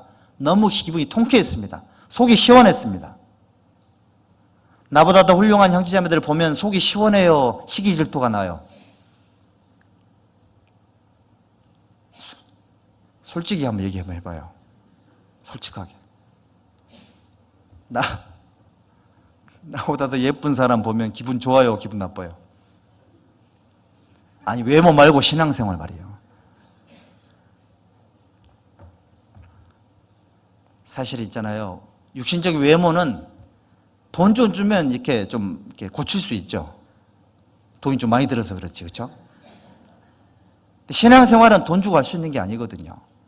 다윗의 신앙생활의 비결은 돈으로 만들어진 게 아닌 겁니다. 육신적인 스펙으로 만들어진 게 아니에요. 뭘로 만들어졌죠? 여호와의 신에게 크게 감동되니라. 성령께서 언제 감동됩니까? 말씀 들을 때 감동이 되고, 기도할 때 감동이 되고, 교제에 참석했을 때 감동이 돼요. 감동된 마음을 실천하는 게 신앙생활이에요. 그러다 보면 다윗처럼 돼요. 이 다윗은 기름 부음을 받기 전부터도 합당했지만 기름 부음을 받은 이후로는 성령에 감동돼가지고요. 그걸 말과 행동으로 나타냈습니다. 드러냈습니다. 삶 자체가. 그러다 보니까 요나단이 그걸 느끼게 된 거예요. 요나단은 이 다윗이라는 사람이 우리 왕이 돼야 될 사람이구나, 이걸 깨달은 겁니다. 누가 왕이 돼야 될 거냐? 누가 하나님 앞에 쓰임을 받아야 될 거냐? 누가 하나님의 몸된 교회에서 하나님 앞에 합당한 사람일 거냐? 그거를 볼 수 있는 눈이 없으면 나는 사울이에요. 그걸 보는 눈이 있으면 나는 요나단이에요. 뭐가 되고 싶어요? 사울? 요나단이 돼야죠. 요나단의 눈을 가져야죠.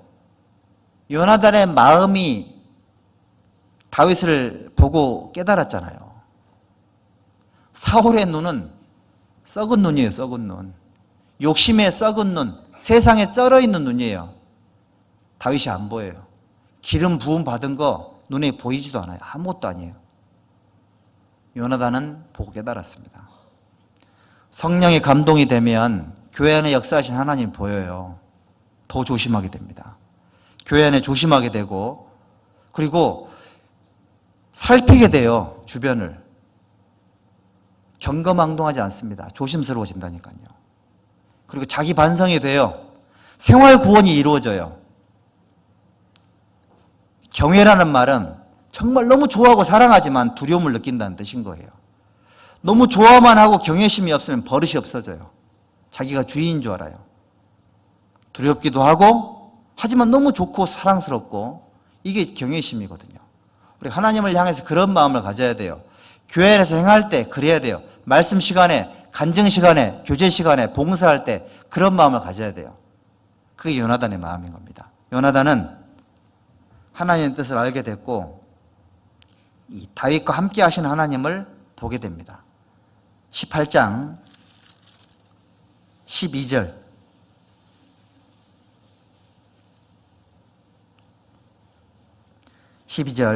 여호와께서 사울을 떠나 다윗과 함께 계심으로 사울이 그를 두려워한지라.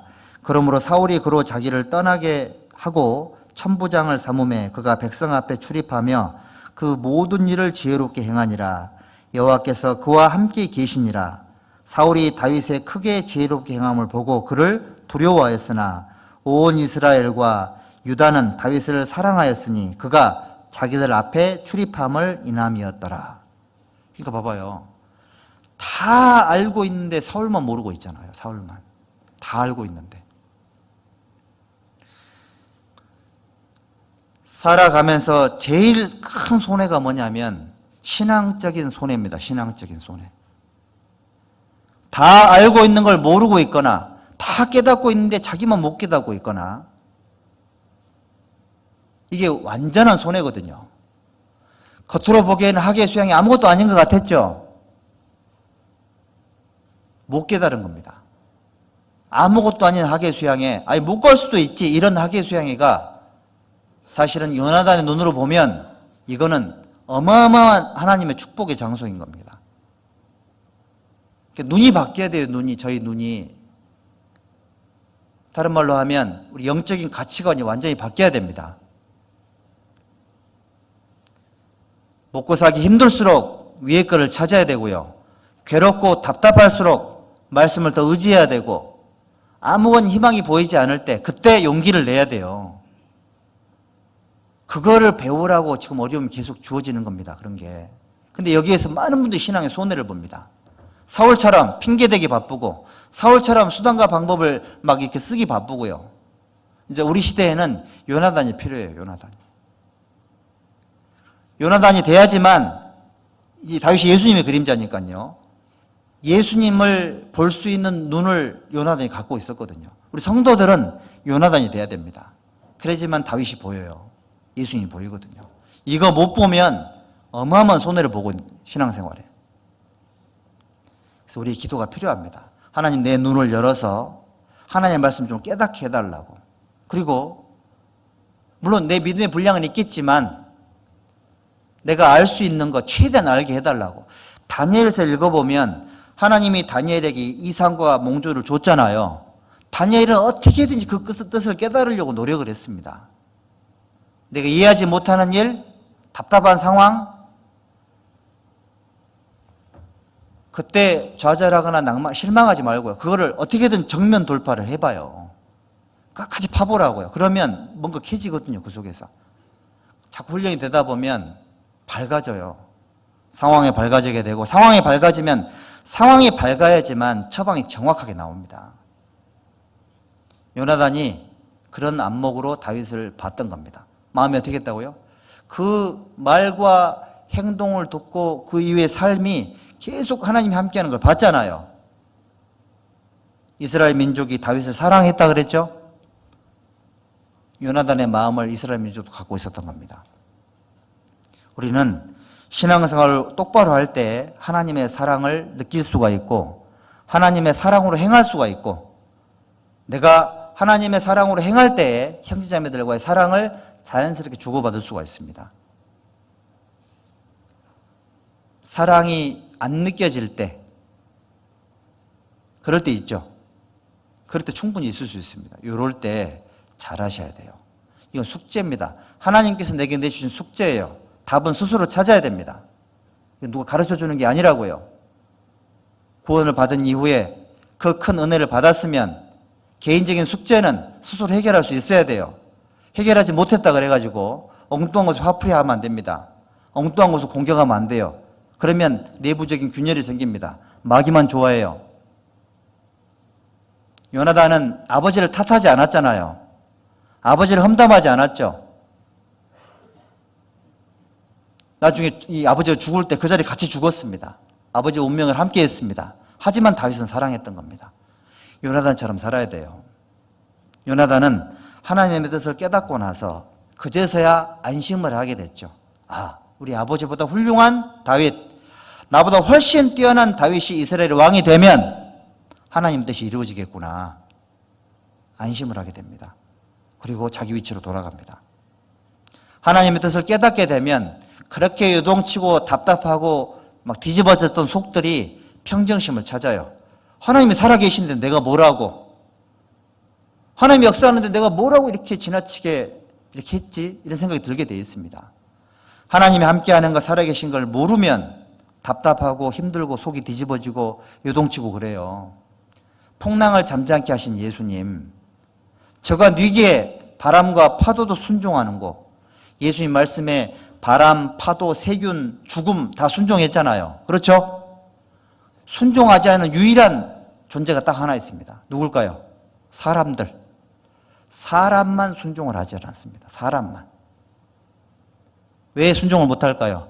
저가 뉘기에 바람과 파도도 순종하는 거. 사람은 하나님의 신성을 모르기 때문에, 하나님의 진짜 하나님됨을 모르기 때문에 자꾸 자기 수단과 방법이 나오는 겁니다.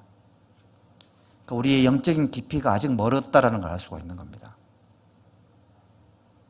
생각을 해보면 우리 어렸을 때 한번 생각 한번 해봐요. 어렸을 때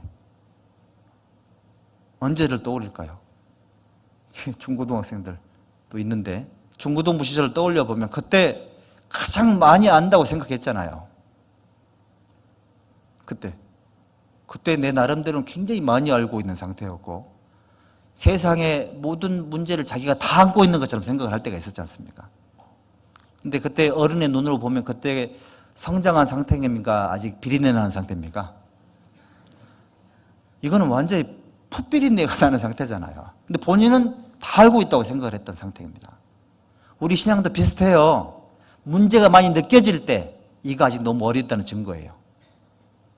주님의 함께 하심과 살아계심을 경험하면 잠잠하게 되어 있습니다. 내가 잠잠하고 입을 열지 아니하면 주께서 이를 행하신 영혼이다. 말할 게 없어요. 말할 게. 그냥 가만히 가면 돼요. 말하면 말할수록 힘들어요. 요동치면 요동칠수록 힘들다고요. 결국은 돌아가야 될 먼 길로 지금 달려가고 있는 겁니다. 가만히 있으면 빨리 갈 텐데 움직일수록 돌아갑니다. 움직일수록. 속이 시끄러울수록 돌아가요. 물론 배운 것도 있겠지만 만신창이가 돼요. 그리스도의 흔적을 가져야 되는데 온몸이 징계에 그냥 멍으로 얼룩진다고요. 이사야 1장에 있는 말씀처럼 머리끝에서 발끝까지 성한 곳이 없는 그런 상태가 될 수 있다니까요. 연단을 위한 징계, 깨달음을 위한 징계는 좋지만 징계를 위한 징계는 피곤해요. 깨닫지도 못하고 계속 징계 상태고 그리고 이게 얼마나 손해냐고요. 지금 그럴 때가 아닌데 기도가 필요합니다. 누가 왕이 돼야 될 거냐? 다윗이 왕이 돼야 되는 거예요. 여러분들 신앙생활에 여러분이 왕이 되실랍니까? 다윗을 왕으로 세울랍니까? 누가 왕이 될 거예요? 내 삶의 주인공이 납니까? 그러면 기도가 이렇게 될 겁니다. 하나님 나를 위해서 이것도 해주시고 저것도 해주시고 자기가 왕이거든요. 자기가 주인공이에요. 주님의 역사, 교회의 흐름, 하나님의 뜻 이쪽에 따라가야 되는데 따라가는 쪽에 온 힘을 기울여도 버거울 판에 자기 목표 달성하느라고 정신이 없어요. 요나단 근처에도 못 간 겁니다. 여러분들. 나를 따라오너라 내가 너희로 사람을 낚는 어부가 되게 하리라. 이거 누가 하신 말씀이에요? 예? 예수님 하신 말씀이잖아요. 나를 따라오너라 그런 겁니다. 신앙생활은 따라가는 거예요. 이 따라가는 거 이 하기도 바쁘거든요. 사실은요. 따라간다는 말이 또 다른 말은 순종인 거예요. 복종인 거고 웬만큼 겸손하지 않고 웬만큼 자기 부인이 안 되면 자기를 부인하고 자기 십자가를 지고 이거 안 되면 있잖아요. 따라가는 게 정말 힘들거든요. 잘 될 때는 더하기가 잘 되고 곱하기가 잘 될 때는 나누기도 잘 돼요. 하지만 빼기가 안 되면 반드시 걸려요. 언젠가는 반드시 한번 걸립니다. 구원받고 나서 자기를 쳐서 복종시켜야 될 때가 반드시 와요. 요때 버티면 안 됩니다. 요때 완전히 꺾여야 돼요. 다윗이 주께서 꺾으신 뼈로 이런 얘기를 했지 않습니까? 예수님은 뼈가 꺾이지 않았죠. 예수님은 완벽합니다. 하지만 그리스도인들은 뼈가 꺾여야 돼요. 야곱도 환도뼈가 위골이 됐잖아요. 그리스도인들은 죄악된 본성이 있고 자기 고집 이런 게 있어가지고 있잖아요. 우리의 마음속에 있는 소원과 우리의 목표가 항상 선할 수는 없는 겁니다. 뼈가 꺾여도 보고 실패도 하면서 배우는 것들이 많습니다. 요나단은 그런 것들을 깨닫고 정확하게 이해한 그런 신앙을 갖게 됐던 겁니다. 그래서 사무엘상 18장 1절 같이 읽읍시다. 다윗이 사울에게 말하기를 마침에 요나단의 마음이 다윗의 마음과 연락되어 요나단이 그를 자기의 생명같이 사랑하니라. 생명같이 사랑하니라. 자기 생명같이 사랑했답니다. 마치 우리가 예수님을 우리의 생명처럼 사랑하는 것처럼 생명은 서로 결탁이 돼 있잖아요. 우리 창세기 1장에 나와 있는 말씀처럼 하나님이 자기 형상 곧 하나님의 형상대로 사람을 창조하셨다고 기록이 되어 있죠. 형상대로라는 그 말씀이 하나님의 생명과 결탁이 되어 있다, 그런 뜻인 거예요. 부모 자식 간에 닮아서 부모가 자식을 사랑합니까? 그렇지 않습니다, 여러분들. 부모 자식 간에 닮지 않아도 닮지 않을 수는 없겠다, 그렇죠? 안 닮으면 안 되지 않습니까? 닮은 거 그 이상 중요한 게 뭐냐면 생명으로 연결이 되어 있는 거예요, 생명으로. 요나단의 마음은 있잖아요. 우리 아버지 따로, 나 따로, 우리 집안 따로, 이스라엘 민족 따로, 요 개념이 아닌 겁니다. 이스라엘 민족 전체를 한 묶음으로 봤던 거예요. 그런 마음이 있었기 때문에 다윗을 딱 보는 순간 다윗의 마음과 이렇게 연락이 되게 됐고, 다윗을 자기 생명처럼 사랑하게 된 거예요. 자, 내 소원이 이루어지지 않아도 다윗 소원이 이루어지면 내 소원이 이루어지는 거예요.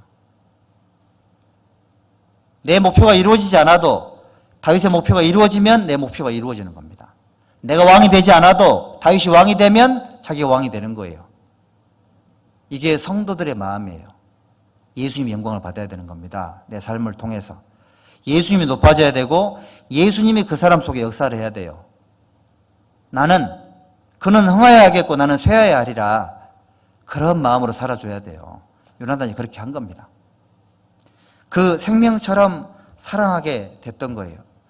여러분들 그 2차 세계대전 중에 유럽에서 가장 유대인들이 이제 가장 그 생존율이 제일 높았던 나라가 덴마크입니다. 덴마크. 당시에 이제 왕이 크리스찬 10세였다고 하는데, 이 사람이, 유대인들은 나치가 뭘 했습니까? 노란 다윗의 별들을 달게 했죠. 무차별하게 죽였지 않습니까? 어떻게 했냐면 유대인들에 대한 압제가 심해지자 왕이 민족 전체에게 그렇게 선포를 했답니다. 자, 우리 덴마크 모든 국민들은 전부 다 가슴에 노란 다윗의 별을 다 달아라. 다 달고 길거리로 뛰어나갔답니다. 다. 왕부터 시작해 다. 끝나고 나서 보니까 덴마크에서만 유대인들이 가장 적게 죽은 거예요. 무슨 말이냐면 나는 유대인은 아니지만 유대인을 죽이려면 나도 죽여라. 이렇게 얘기를 했던 거예요. 거듭난 그리스도인이기 때문에 유대인들을 향한 그 사랑이 있었던 겁니다. 시사하는 바가 크죠. 여러분들, 이런 공동체 의식, 교회 안에서 하나됨의 어떤 그런 지혜들을 알지 못하면 요나단과 같은 그런 마음이 안 나옵니다. 나 따로 교회 따로가 아니에요. 교회의 생명과 나의 생명은 결탁이 되어 있고요. 구역의 생명과 내 생명이 결탁이 되어 있습니다. 이거를 이해를 해야 되는데, 이거를 이해를 해야 돼요. 이거를 이해하면 내 삶이 교회와 따로가 아니에요. 이걸 이해를 못하면 교회가 너무 바빠가지고 우리 가족끼리 어디 갈 시간이 없대요. 빨간 날도 다 수련회 잡아놓고 빨간 날 어디 가려고 그러면 맨날 뭐 학예 수양회 동계 수련회 하고 갈 데가 없답니다. 어디 가시려고 그러세요? 교회는 공주로 가고 있는데 어디로 가시려고 그러셔? 예? 어디로 가시려고? 교회가 떠나서 어디로 가시려고 그래요? 한 가지 가르쳐 드릴게. 나와 내 온 가족을 교회 스케줄에 집어넣어요.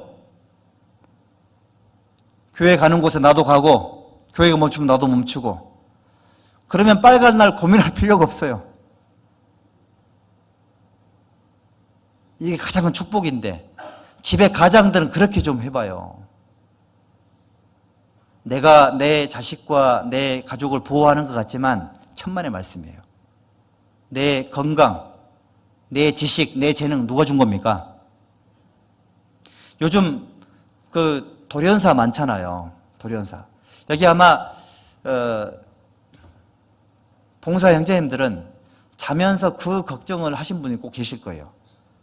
내가 혹시 자다가 심장마비로 죽으면 어떻게 될까? 생각 안 해보셨습니까, 혹시?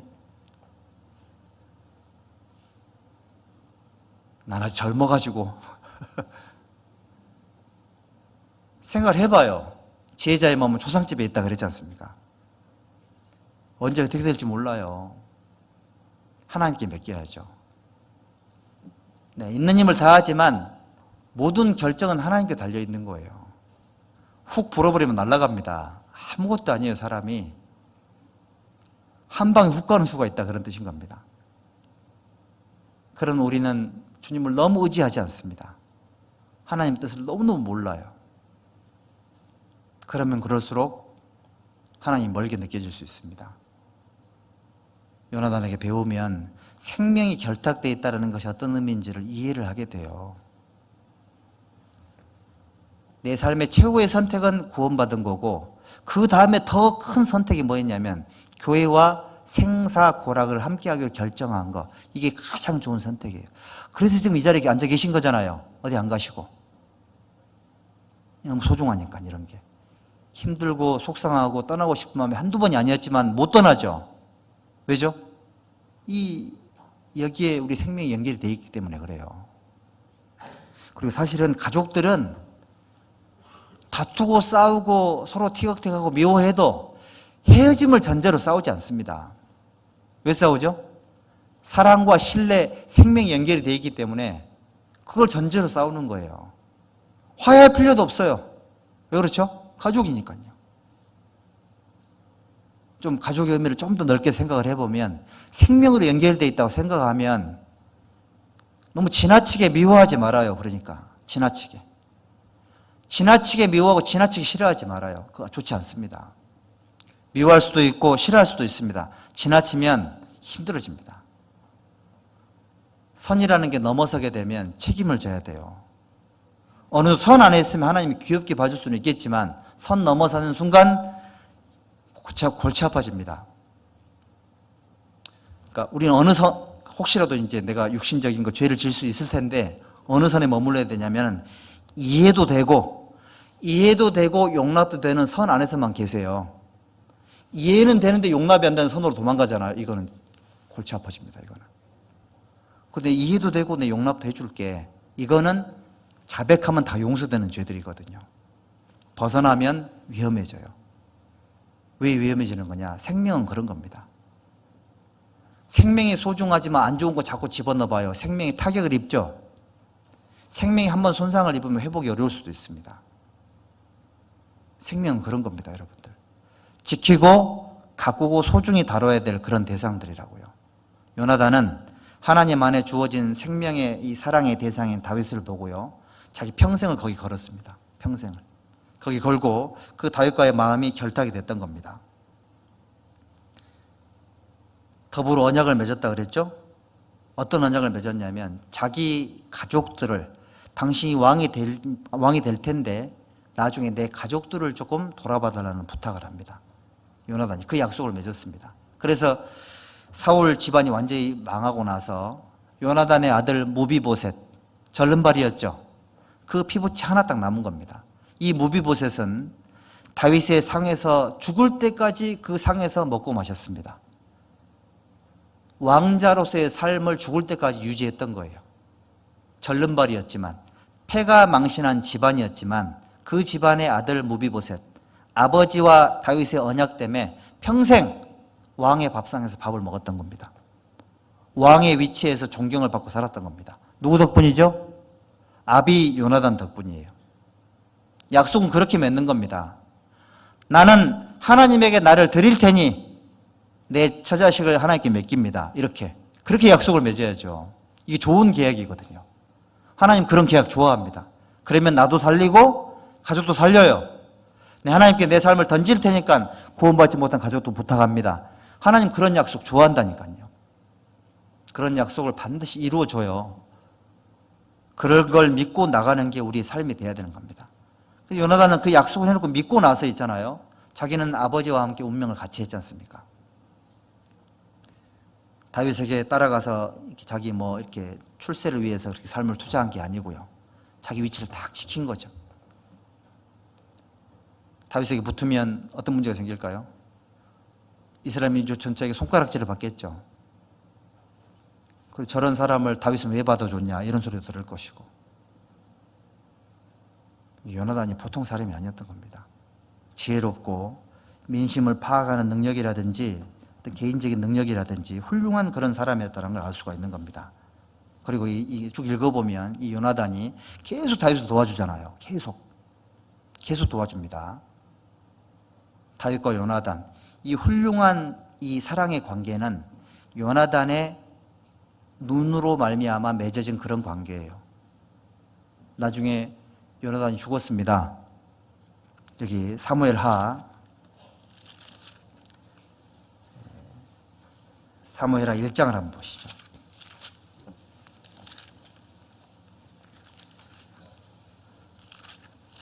사무엘하 1장 23절 사울과 요나단이 생전에 사랑스럽고 아름다운 자러니 죽을 때에도 서로 떠나지 아니하였도다. 저희는 독수리보다 빠르고 사자보다 강하였도다. 이스라엘 딸들아 사울을 슬퍼하여 울지어다. 저가 붉은 옷으로 너희에게 화려하게 입혔고 금 놀이개를 너희 옷에 채웠도다. 공도 있다 그런 뜻인 겁니다. 오라 두 용사가 전쟁 중에 엎드러졌도다. 요나단이 너희 산 위에서 죽임을 당하였도다. 내 형 요나단이여 내가 그대를 애통함은 그대는 내게 심히 아름다움이라. 그대가 나를 사랑함이 기이하여 여인의 사랑보다 승하였도다. 다윗이 요나단을 향한 사랑이죠. 이거를 신의라고 얘기합니다. 믿음 안에서의 의리죠. 믿음 안에서의 의리는 생명이 연결되어 있고 믿음 안에서의 의리는 사랑으로 연결되어 있습니다. 여러분들 남은 생에 요나단이 되셔서 다윗과의 신의를 더욱 하나님과의 신의를 예수님과의 신의를 더욱 돈독히 하셔야 돼요. 여러분들의 생명은 하나님의 생명과 결탁이 되어 있습니다. 이게 너무너무 중요한 겁니다. 우리 모두가 다 요나단이 돼가지고 다윗의 왕됨을 기뻐하고 결국 이제 요나단의 소원대로 다윗이 통일 왕국의 왕이 되었습니다. 그리고 다윗이 왕위에 있을 때, 솔로몬이 왕위에 있을 때 이스라엘 민족의 역사상 가장 훌륭한 그런 신앙 상태, 그다음에 또 정치적인 경제적인 그런 축복들을 누릴 수 있는 위대한 그런 이스라엘 민족의 역사가 펼쳐집니다. 그 일에 요나단이 밑거름처럼 쓰임을 받은 거예요. 여러분들 약속대로 주님이 오실 것이고 약속대로 영원한 천국에서 하나님 왕이 될 겁니다. 남은 생 요나단처럼 살면 다윗이 왕이 됐을 때 책임을 받았던 것처럼 하나님께서 우리 삶을 책임져 주실 겁니다. 그렇게 살았으면 좋겠습니다. 기도하고 마치겠습니다. 우리를 구원해 주신 살아계신 아버지 하나님, 우리 남은 생에 하나님의 사랑 안에서, 하나님의 생명 안에서 더욱 합당하게 살기를 원합니다. 요나단의 마음을 우리에게도 허락하셔서 다윗을 알아봤던 안목을 주시고 또 그 앞에서 겸손하게 자기 삶을 드렸던 겸손함을 허락하셔서 남은 생에 정말 가치 있는 삶이 될 수 있도록 도와주시기를 원합니다. 우리 모든 남은 시간들 전능하신 하나님의 능력의 말씀께 의지합니다. 고마우신 예수님의 이름으로 기도드렸습니다. 아멘.